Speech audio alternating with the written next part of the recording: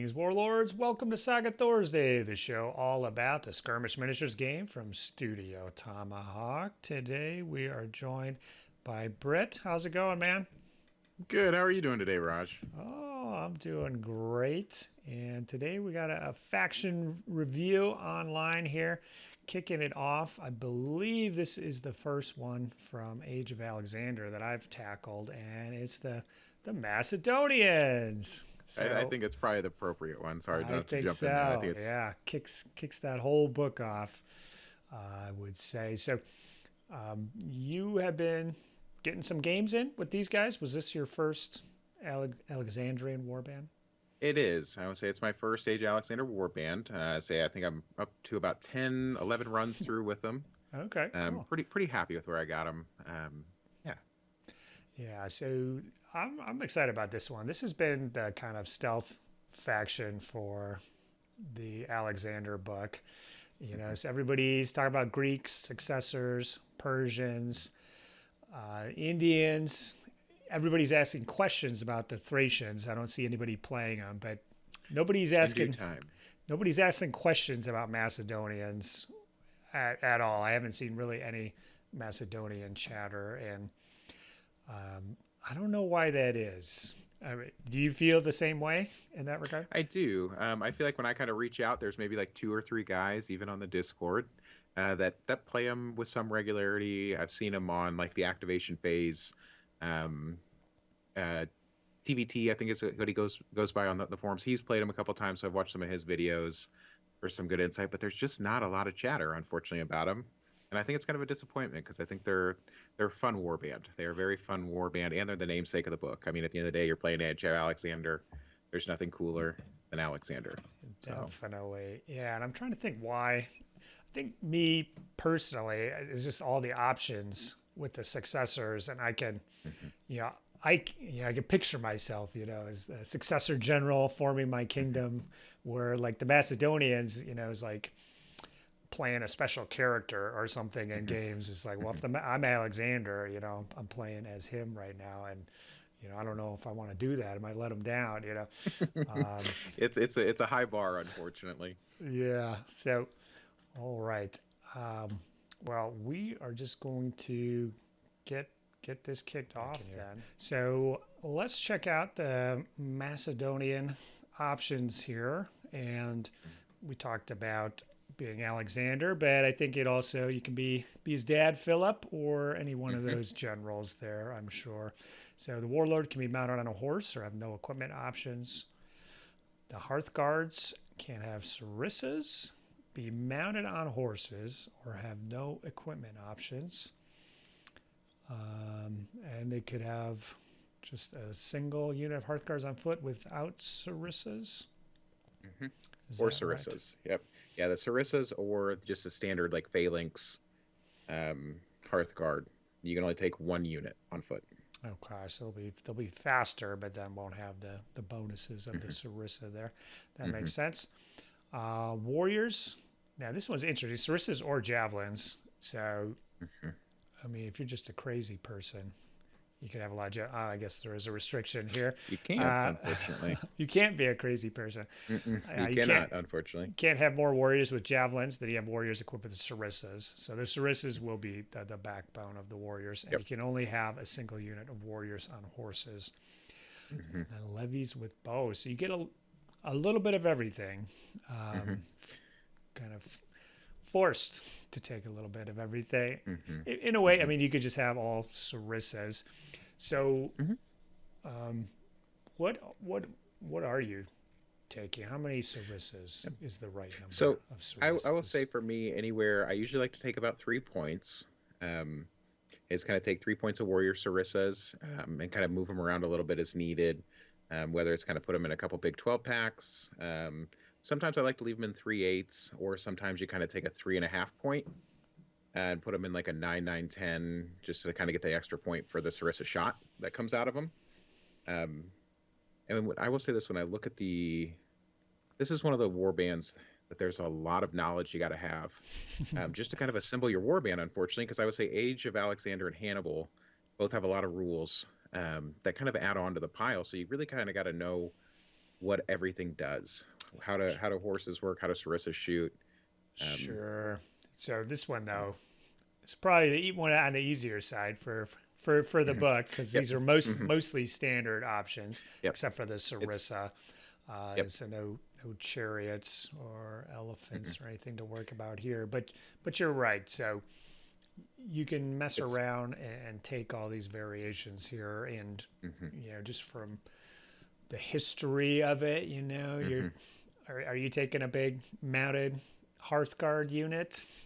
So I will say it, and this is maybe goes back to the point of, right, the Macedonian warband itself doesn't, it's somewhat straightforward, right? As long as you know how sarissas work, javelins, but it's knowing everybody else's warband, because every other warband in this book is so different from every other warband. And so knowing, if I come in here kind of with the standard build of like just say 3 sarissas, a javelin warrior unit, and a couple Hearthguard, you can run into camels, you can run into elephants, you can run into other sarissas.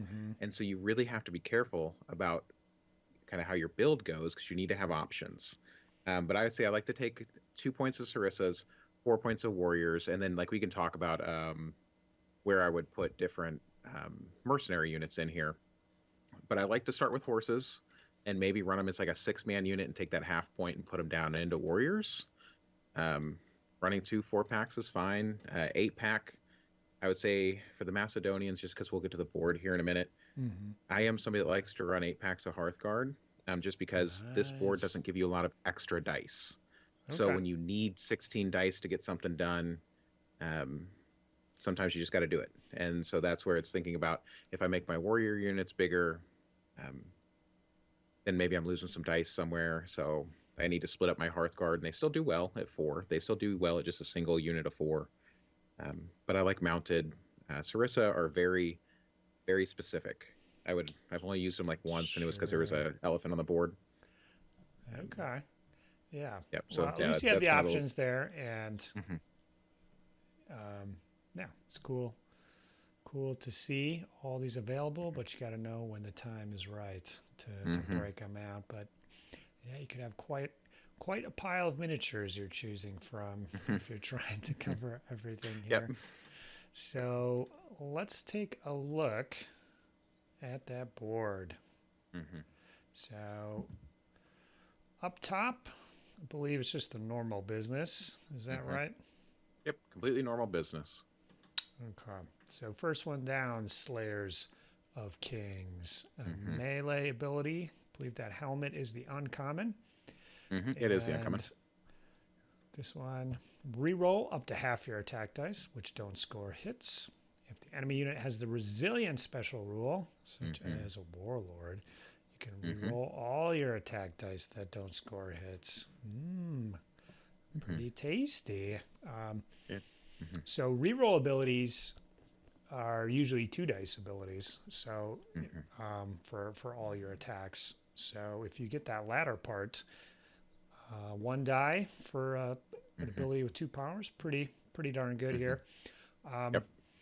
So the pagan peoples have an ability that's reroll half your attacks, and I don't know, it just doesn't seem to be worth it with only rerolling half of them. Are you still popping this? I guess depends how many attacks you're rolling, right?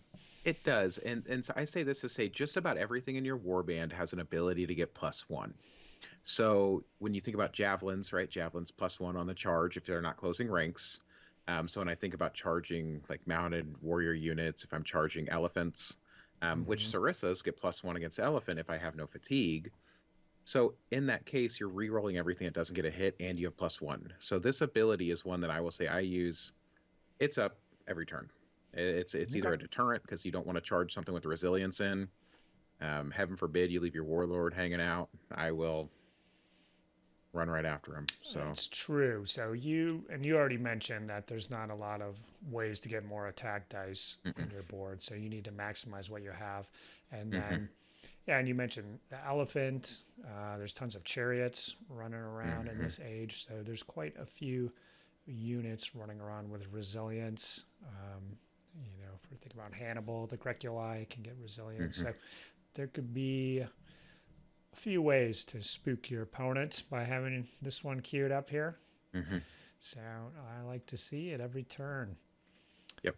Pop it down. Seize the initiative. This is a common and uncommon activation. Activate up to 2 units to move or charge.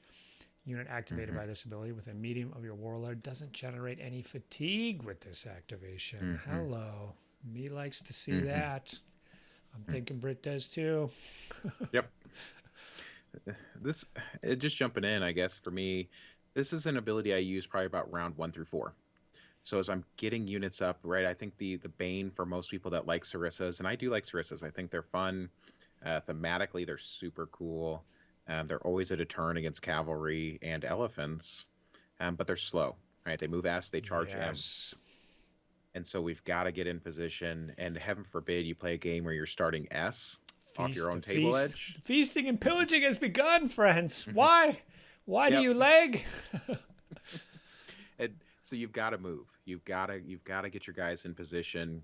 And so this is the way you do it, right? As you're kind of getting your board moved up.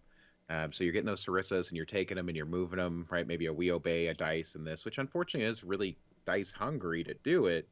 But it allows you to do it. So it's one of those that you use it to get the Sarissas in position, or sometimes the really fun one is if you have mounted Hearthguard and you grab your Hearthguard, you move, you grab your Warlord, you move, you activate this, and you charge with your Hearthguard and your Warlord, and it's super fun. So yes, you could think of a few different ways to utilize that. So, but yeah, it is quite specific. So unless you're getting the fatigue ability going off, it's like, well, you could just spend 2 dice to activate 2 units to move on a charge. So it's kind of locking you in.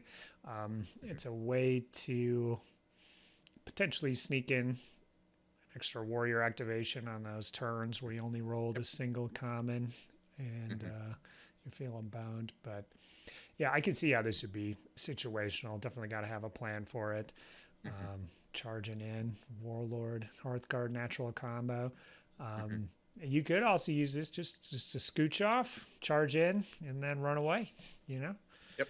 Or shoot and run away, It's great for that, and that's where sometimes I go to. I like a mounted Warlord too, because if say I'm over here fighting on the left flank, but I'm trying to get my Sarissas to move over on the right side or in the center of the board, sometimes I can bring my Warlord over and get that unit to push up a little bit and then kind of get him back. So like a mobile pivot point, fulcrum, whatever word is appropriate there in the English language.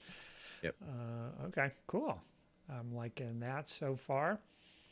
Pride of the Companions is the next one down. Melee ability for Hearthguards using another uncommon. This is the third uncommon. A lot of uncommons. Any comments on that? What we're seeing? A lot of uncommon. Uncommon or rare. Your unit gains resilience 1. That's awesome. After casualties have been removed, remove all your units' fatigues except 1. Wow, yeah, baby. And if you use the rare, you remove them all. So, yeah. So I played the successors quite a bit. There's an ability very similar to this, but this one's even tastier. I want this one here.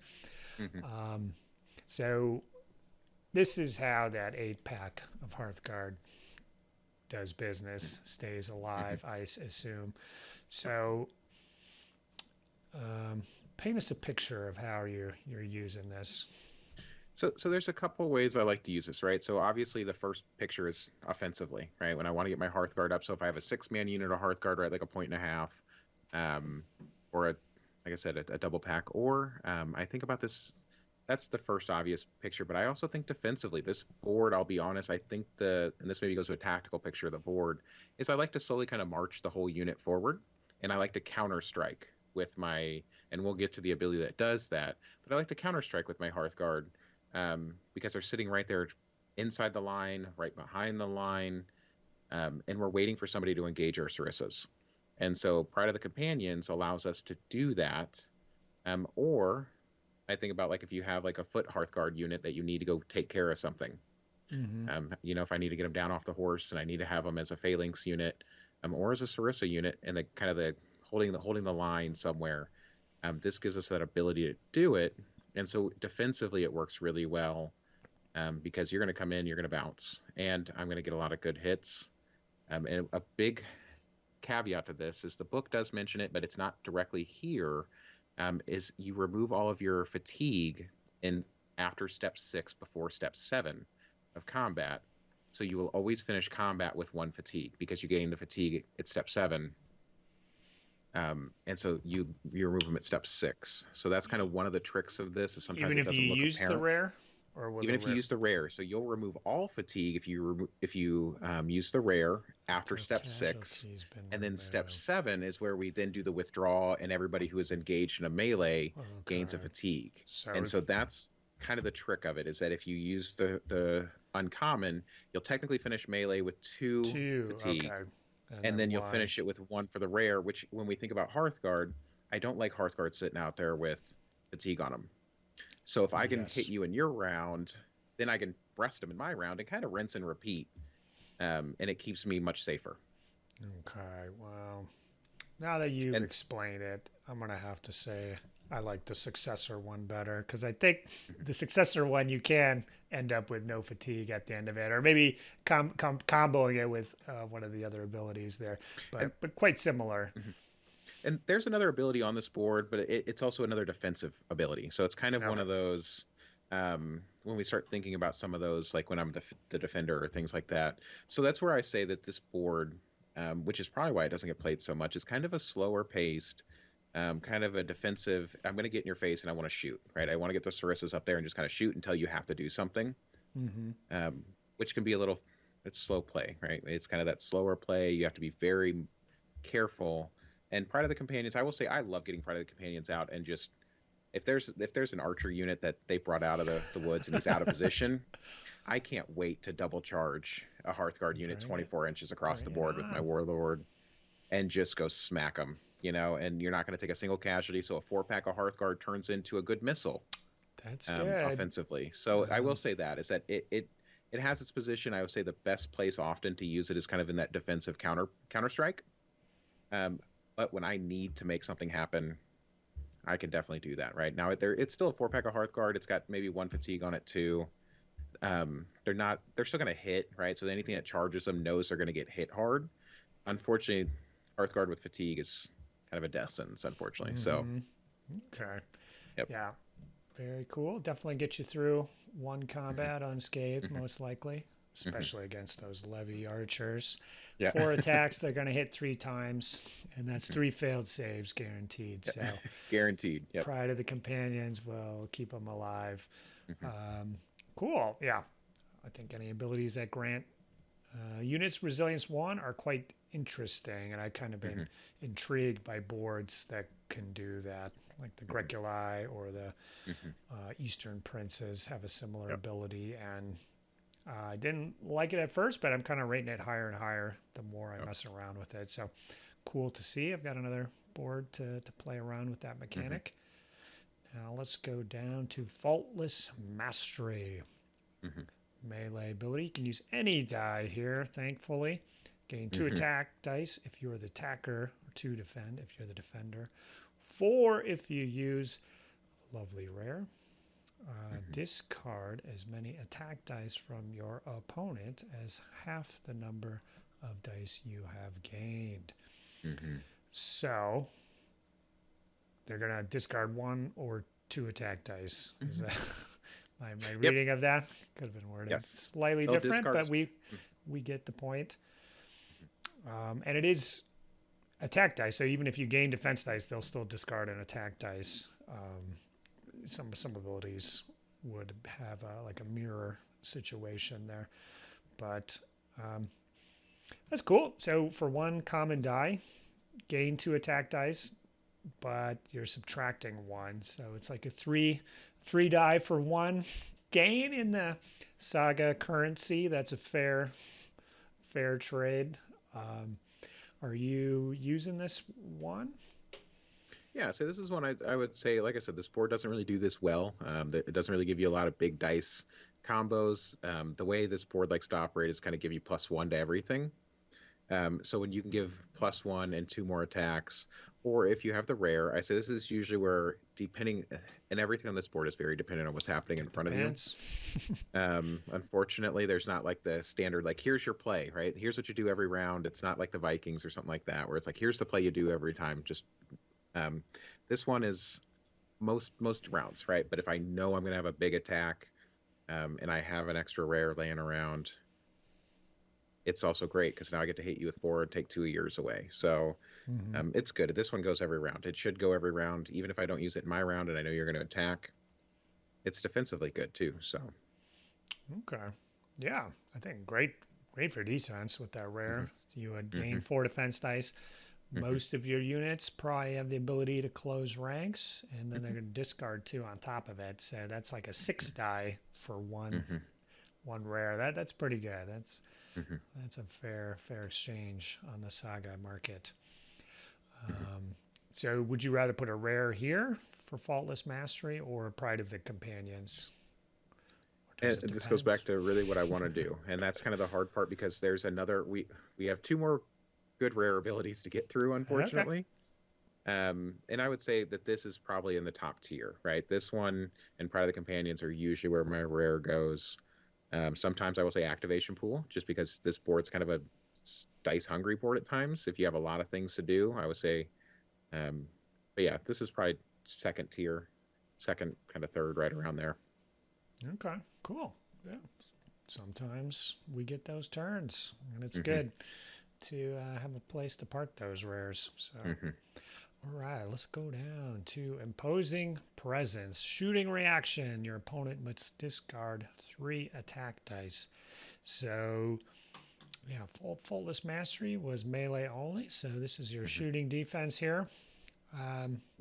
Discarding 3 attack dice can be fine for a common.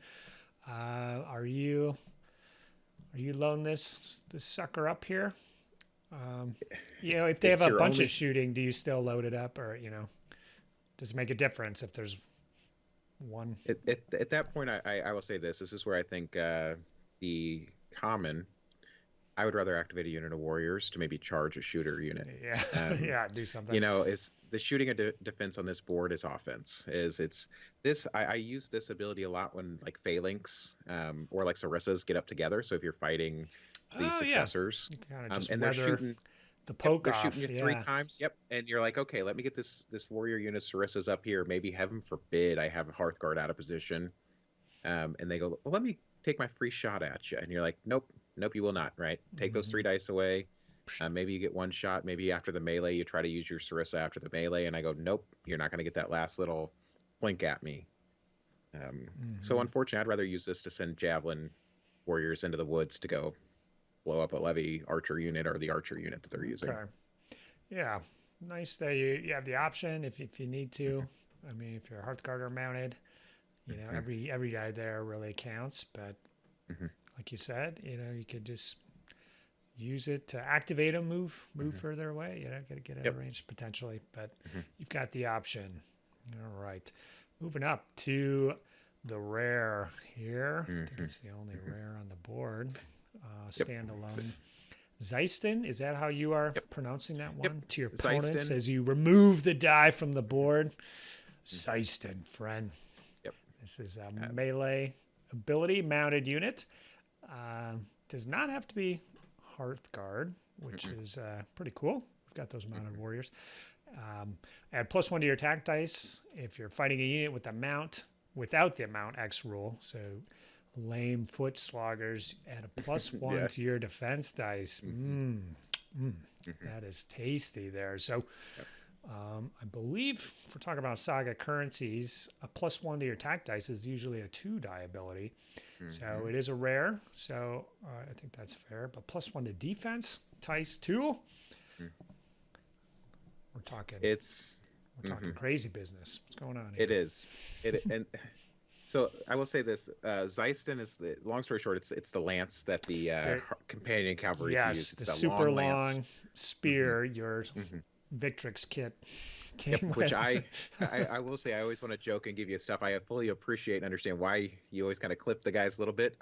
I can't do it. I can't bring myself to. I'll repair them 400 times and I want to keep the Zeist in on my guys. But this ability, the unfortunate struggle is that it is a rare. So heaven forbid those rounds where I really need that rare and it just doesn't show up. But this ability is beautiful. This ability is the one where if I'm charging my Hearthguard and you have a foot unit sitting out there, and warriors, right? That warrior mounted warrior unit suddenly looks fun again, because now they can hit really hard, right? They're the ones I don't mind throwing away. The Hearthguard I don't want to throw away as much, but those mounted warriors, and that one unit you can take. Well, if I'm going to go charge after, right, that levy shooter unit that you brought out of the woods, I can now fire them off and move really well, and I'm going to hit +1 and save +1. Yeah, that's some pretty decent attack power. We've got the Seize the Initiative, fatigue free, coming in with +1s. You know, you can really surgically deliver some pain here. So, yeah, we can see how that 8-pack of Hearthguards looking better and better. You know, 16 with a +1 or better than 8 with a +1, or, you know, at some point here you got to be questioning the value of it. But yeah, even like a 6, definitely a 6-pack of Hearthguard, I think is very extremely reasonable. Having this ability queued up to deliver some pain. And if you're fighting camels, the hard part is being on a horse, which is this board is nothing but Sarissas. It's terrible to fight camels because you're a -1. Well, this ability now brings you back to even, at least. I know it's a rare to do that. Yes. But heaven forbid you're locked into a tournament, or I will say this is maybe my own share, is I came up to Adepticon this year, and I only had like 6 points painted, 7 points painted, I think. Amateur hour. Come on. Yeah, now I have 12 points painted, so we'll go to that. But I've played against camels, and you're kind of locked into like mounted Hearthguard because that's all I had available. And you're like, how can I do this, right? How can I charge this unit? And I need them to go away, right? I need to get out there and hit. Well, this gives you that ability. So it is expensive to do it, but it gives you the ability, and you're not so stuck against camels, which is the bane of horse. So yeah, same thing with the elephants. You know, you definitely don't want to be in that situation. But so the interesting thing is, this isn't like an attack only. It's not a charge ability. You can use this defensively. It's kind of, you know, your Hearthguard are kind of closing ranks with the, you know, if the foot guys are coming in. And if we talk about the elephant doesn't have the mount rule, so you get a +1 against the elephant. So, you know, there's a defensive play there to be had, but you wouldn't voluntarily do that. No, especially because it's 4. I think it's 4 auto hits for mounted units. So if I have that warrior unit, a horse, and I just really want to get rid of them, that might be the option to send them on a really terrible mission. But it's an option. Well, I mean, they have to do what you say, Brit. They don't have a choice. All right. Oh, let's pop down to intensive training orders ability. Good to see it. Another uncommon. During this turn, shooting attacks made by phalanx units equipped with Sarissas have a range of medium instead of short. And you get 2 bonus attack dice during these shooting attacks. So this is pretty good. I will say, when I use Sarissas, trying to get the dudes within short for the poke is a lot harder than you think. So the medium there will just give you more attack dice because you got more guys in range. But you can only do that once, I guess. What's the plan with this one? Yeah, so this is where we go into, to me, this is the linchpin ability for this warband. This is when I think about Sarissas for this warband. Most people kind of look at Sarissas and you think about Age of Hannibal, or you think about the successors, right? You got to get them in S. I'm not as scared. They do charge M. But then people forget, I'm going to shoot you M, and I'm going to have 3 warrior units sitting in your face to do it. And so when you charge those warrior units, they're stout, right? I mean, this board has decent defensive abilities, and there's still an 8-pack of warriors no matter what you do. right? Or if you've made them a 9-pack, that's where we go back to the 3.5 points. So putting a 9-man unit of warriors, I now get 5 shots plus 2. So I'm shooting 7 shots, 7 shots, 7 shots. Right now it's 21 free shots. Yeah, that's. And I'm gonna sit there and make you do something about it, right? That's my plan. Is that I'm gonna kind of get in your face, which we go back to thematically, right? That's the way Alexander and Philip, they made the sarissas, right? They pin you with the hammer and anvil.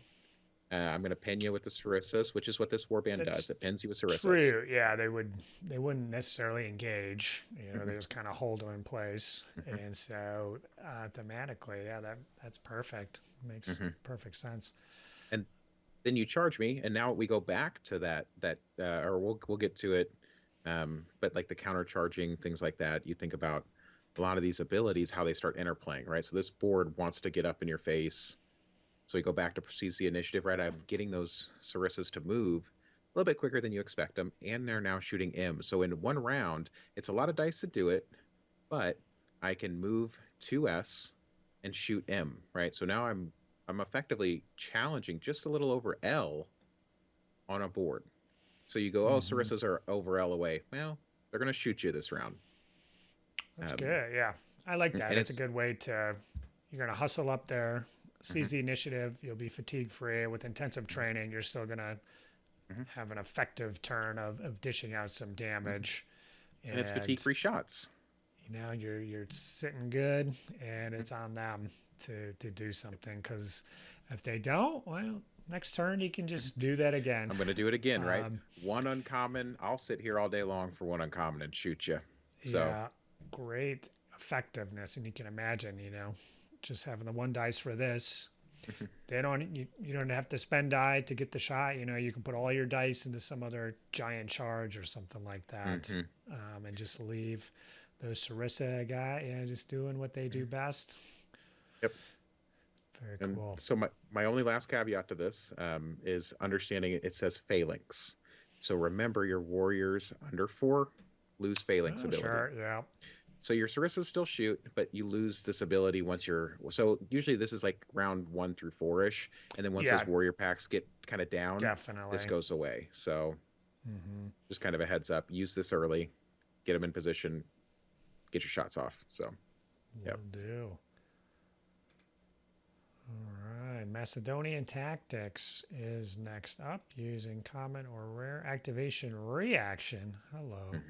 Uses after the resolution of a melee in which one of your phalanx units was the defender. Probably a common occurrence. Activate another unit or up to 2 if you use a rare within medium of your phalanx unit to move or charge. Wow, so you can have two activation reactions. What's going on here with the Welsh of the Alexandrian age? Come on.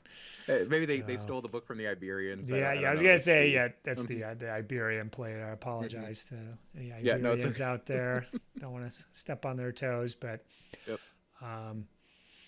any activation reactions are extremely powerful in my book because of the timing of it, and just waiting and seeing and watching what happens and striking at the maximum time of effectiveness here. So how are you using this? Are you like just the phalanx next to them is going to charge the unit that just charged them, or how are you kind of using this? So this is where I think about, this is where the Hearthguard come in, right? So the Hearthguard are sitting somewhere close because they have to be within M. But I think about a lot of times is, where is my phalanx going to end? So within M of your phalanx unit to move or charge. And so obviously when things get fired is when it counts. But we think about that is that I might use another phalanx, but I don't really like sending my sarissas into combat because I want them to stay alive. So I want them to be the defender. So I'm thinking about, do I have a javelin unit close by, right? So that's where the javelin warriors suddenly come back in, right? The javelin warriors or the Hearthguard. I'm going to countercharge, and I'm going to use it tactically. So if I know there's going to be 2 melees this round, or this, right? If I use a rare here, I can charge you twice. So our 2 different units. So maybe I hit you with this, and then I bring the Hearthguard in to finish everything out, right? So maybe that javelin unit over there does their thing, and then the Hearthguard kind of finish the unit off. And then the next round, I just reset the line and kind of keep marching to you. Yeah, this is cool. I like this. And the great thing is it can just be a move too. So, you know, Getting in countercharge position. mid-turn is great, but sometimes I might be expecting that. So you can just slide around, get into position for next round here, try to catch them off, or, you know, kind of do some blocking actions or something like that. Maybe they want to charge this phalanx again. Well, you know, the two fresh ones kind of moved in front. Yep. And, Yeah, we kind of move them. blocked access to this one, you know, that they really want to finish off. Yeah, this is cool. Yeah, so many uses for an activation reaction, and for just a common, amazing deal. Yeah, you can use this. I mean, those units are going to be around until the end of the game, pretty much. So, yeah, I could see using this every turn. Okay, we are getting close to the end here. Conquerors of the World, another uncommon orders ability. Till the end of the turn, your phalanx and mounted Hearthguard units don't take fatigues during step 7 of their first melee of the turn. So, hello, that. Oh my gosh, you're blowing my mind here, Brit. Yep. So it is your turn only, so it's not the opponent's turn. Yep. And it's just the first melee, but still quite nice. If you're gonna get one combat off, are you still gonna? I would almost still pop this, regardless, even if I'm just gonna fight once. And I will say, if I have the dice, right? So as we're in the opening stages, because this board loves uncommons, unfortunately. So it's thinking about what's this unit going to do that it needs to be fatigue free. Now, when we start combining it with something like Pride of the Companions, right? Remember, if we go back to Pride of the Companions, you get left with that one fatigue. Now, this is an expensive way to be left, but you get resilience, you're fatigue free. And so sometimes if I got to put my Hearthguard out of position to make something right, and I will say this is Macedonians, you're going to be forced to make some moves because of the way a lot of the boards are in the Age of Alexander, is you might be against guys who are just going to shoot you right off the board. And so you've got to make something happen. Well, this gives you that ability to make something happen. So you can kind of have a guy who's a little out of position, but now they're fatigue free, they're sitting on the board, and they better do something about that guy. Well, now the rest of my warband can come up. So that's kind of how I will say it. I do like to use it a lot if I know there's going to be a decent amount of melee. But this gets into that, like, where do I want to put the uncommon? Because I mean, we've already gone through 4 or 5 abilities that all use uncommons. Fourth or fifth one. And so it's a good one. It's a good one when it's timed well, and that's the hardest part about this whole board is everything's got a really good timing. So it does feel like, honestly, this board feels like you are commanding as Alexander. You have to be very tactical in what you're doing, because even one misstep, you could lose the battle. That's what, you know. Those were all the battles were just on a razor's edge. You know, they were. You had to like win every single one in order to win the whole thing. You know, that's what he did. But so looking back, Pride of the Companions. So if we combo with this, we need 2 uncommons to get that off and have 1 fatigue at the and then a rare and an uncommon would be no fatigue. So maybe you would get that. Rarely do the Saga Dice Gods deliver such bounty on turns 2 and 3 when it's most needed, right? Yeah, round 1 they give it to you, and you're like, well, I can't even get up there if I wanted to. But and then you know, if you think of the combo with Seize the Initiative, that's an uncommon as well. And then if you're doing this, then intensive training is probably not going to happen, which requires the uncommon. So I can see how it can quickly spin out of control. But wow, this is good for uncommon. I find myself frequently kind of I don't know if I'm just playing lots of Saxons and Franks from Invasions, but just doing lots of kind of raw Saga, just like activations. You could see where, you know, getting towards the end of the game, you got to make it happen. Spend 1 dice on Conquers the World, and then I just put up 4 or 5 activations to go in and make something happen. And you know, I'm getting the bounty of 3 or 4 fatigue sloughed off with this ability here on key turns. Yep. Big turn 4s and 5s when we're starting to get hurt. This does come out, right? This is like that, right? We're going to raw saga our way to the rest of this game because there's nothing else available. So, yeah. Love it. All right, let's pop down to the last one here. Are we ending strong or on a? Unfortunately, not on a fart noise. I don't know. Yeah, kind of. We've already gone through the big stuff, which is right in the middle of the board. Okay. I'll take it. I like big stuff in the middle of the board, but at the end of the day, we kind of end on a low note. Defense dice. Hey, some boards would kill for an ability like this, Brit. Unbending, unbreaking, melee, using a common, so we'll always have the die for a defending unit only.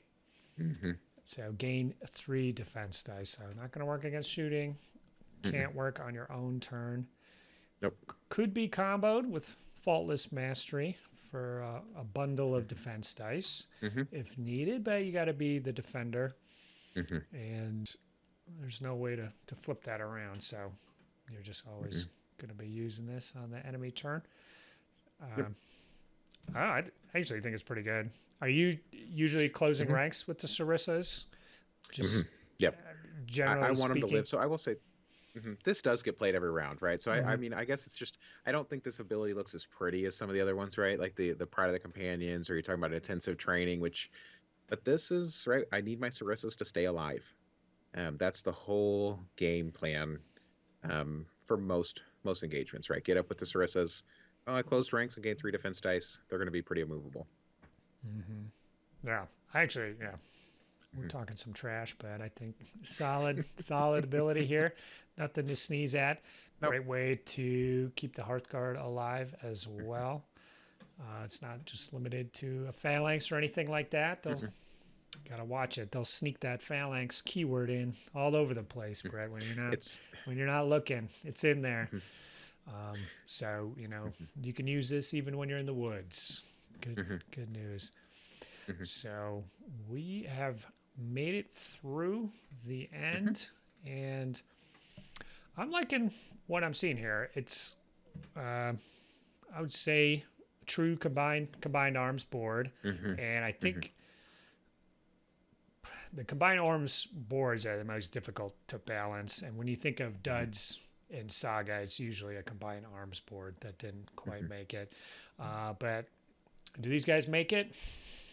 Do they make the cut? In their age, no, they don't. In their age, they don't. I would say playing if you do an Age of Melee, they are amazing. They are super fun. They are very thematic. They do their stuff well. It's just when you start looking at around the kind of the world that is the Age of Alexander, you see Persians, and you see Indians, and you see successors, right? The successors, they do most everything the Macedonians do. They just get elephants and equipment options and chariots, and so it's kind of my only say to this is that the Macedonians are a lot of fun to play. They are outgunned to their own age.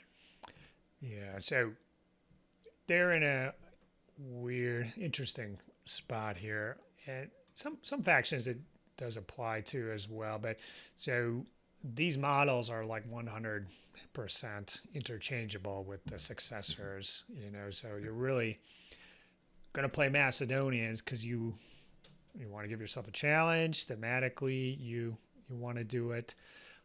The activation reaction element, I would say, is kind of the main difference here, because the successor boards kind of can do everything as well.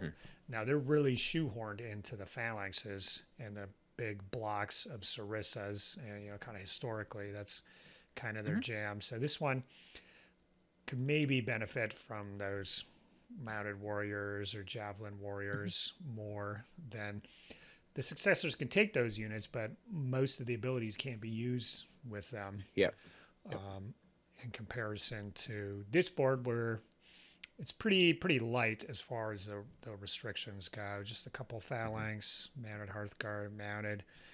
This one gets out pretty light as far as those keywords go compared to some of the other boards out there.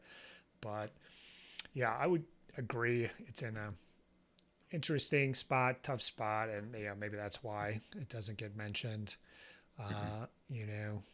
guy like you, out there in the world. He plays a few games, gives the successors a try, and then he's like, oh, okay, I'll just run them this way. So, yeah, I don't know what to say about that. Do you have fun playing the Macedonians? I do. I will say, and this is maybe kind of goes back to like the younger me when I think about like Alexander, it just makes it a blast, right? I think about that.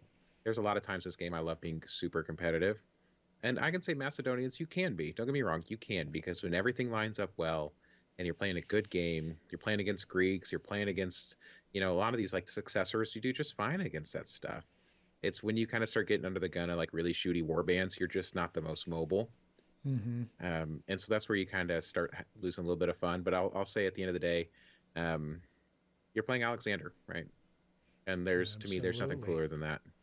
I will say too, the other thing I kind of see looking at this board, I think where the successors are, and I think the Greeks would be this way too, are just completely dead in the water if they have to go into terrain, versus the Macedonians can actually go in and, depending how the board looks, you can swap things out to begin with, but Slayer of Kings will work in there. Yep. Some of the Pride of the Companions, Conquers the World, they're still gonna, Conquers might not work, but there's ways that they can use the terrain that the successors can, so maybe that's a difference there. Well, I like having this board available. Gives you another option. If you got a Griculi, Warband, a Pyrrhus, you got the Macedonians, you got the successors, you got a few different options of using those models. And it's nice just to be able to switch boards using the same troops just to mix it up, especially playing lots of games against your buddies over and over. Just being able to mix it up, try new things, and catch people out is part of the fun. Is there any particular mercenary unit you like to take with these guys? Have you tried any of that stuff? Honestly, I've played quite a few different ones. So I will say the first one I ever started with is one I'm not a fan of, is the Cretan archers. I think they just don't have a place that you really use them much. For me, the agrarian javelin men, I would say they're probably the best merc you can take for this board, just because they go into terrain. They treat all terrain that's uneven. They treat it as normal. Then also, if they charge something that has a fatigue, they charge for free. So I think about when you're playing those shooty war bands that park that levy, and you're like, you know what? I'm just going to take my agrarians, which agrarians are also very thematic, right? They went along with Alexander the whole campaign. But you park that levy back there, and you're going to shoot me off the board. Well, I'm just going to send the agrarians in and charge them until they're dead, and you're dead. Because you're always going to have a fatigue on you, right? You're going to have a fatigue after the first melee if you didn't have one already. Sam Knights, I like it. And so that's the first one I think of, and it's just because, right, that ability of I can't send my Sarissas into the woods. I send my Hearthguard in there. They're going to lose phalanx, but at the end of the day, if I brought them down off the horse, I'm not worried about phalanx if I have to send them in the woods, because the board still plays to them well. The other one I like, and this is when you have a lot of elephants running around, is the Seloi. They're the levy Jav unit that you can't charge with, but they move for free. And this maybe goes to a quick tactic on the board. The reason I don't like taking levy with this board is because to activate a levy, there's no way. Yeah. I would rather activate my units in a specific way than shoot you with like some random levy unit I have that's like zoning an area. So the Seloi are levies, but they activate themselves, right? If they're more than M away, they move M for free. And then they get the ability when they're inside of him to shoot. Well, then they still get their javelin shot, and then if I have a spare uncommon sitting around, which doesn't happen all the time, but you can take 18 shots out of these guys. So if there's an elephant sitting there, or somebody shooting a lot, right? If I think about it as somebody that's shooting a lot, I can put the Seloi in front of my line, and when the Seloi die, they don't fatigue bomb. Sure, yeah. So they screen for you, so you can get your Sarissas up under fire to get them close. So that's kind of the two that I think are the best for this warband, is the agrarians and the Seloi. Cool. But yep. Glad to hear. as we record this, the Adepticon stuff hasn't officially been released, but I'll let you know. The Ancients will be back. Are you gonna plan to bring Macedonians? Are you planning to come to ACON? I will say I plan to come to ACON. I think at this point I have to bring my Macedonians to kind of get some payback for last year. All right. Yep. So yeah, I think at this point, and I love them. I will say this: I will play Macedonians every game. They're fun. I love them, and yeah. Awesome. Yeah, I think they got a little bit of everything. Just need a little mojo every once in a while to make them work. But yeah, like you said, I think in an Age of Melee type environment, yeah, nothing wrong with these guys for sure. They are ballistic. Big brothers. They got to watch out for. Okay. So I think that is going to be it for today. So if you played with or against Macedonians, definitely let us know how we did here. If there's anything we're missing, if you always take the Hearthguard Phalanx on foot, no Sarissas or Javelin Warriors, or what you got a secret key to success, let us know. I'd be curious to hear that. But otherwise, I want to give a shout out to Terry, Patrick, Sean, Mitchell, Scott, and Frank, and the rest of the Saga Thursday patrons. Wouldn't be doing these videos without them. And Brit, you are also a patron, so thank you, sir, for coming on and volunteering to do this. Why don't you give everybody the scoop about your podcast you've been working on? Yeah, and so that's kind of the other side of this. Is I will say I'm the kind of the voice behind the Strategicana Saga podcast, and we're kind of doing a deep dive into tactics. That's our goal, is just to talk about all the little random tactical tidbits, and just dive all the way into them. So we're on all the podcast sites, but yeah. Yeah, I definitely enjoy listening every time they come out. Try to get to them as soon as possible. So, yeah, thanks for stepping up, running those. We need more Saga content out there. This guy making a lot of it. It's a joy to listen to somebody else talk about Saga. So, yeah, best of luck with the venture there. It's great to hear all the regular characters you have on there. You got a good crew, and listening to everybody is a blast. So, all right, but this is really going to be it. So, Britt, thanks again for coming on, and we'll catch you next time. All right, later, folks. Bye-bye. Saga! If you'd like to see more Saga content, consider joining the Heathen Army over on Patreon, or popping on down to the Saga Thursday Discord server. Links below. Thanks, guys.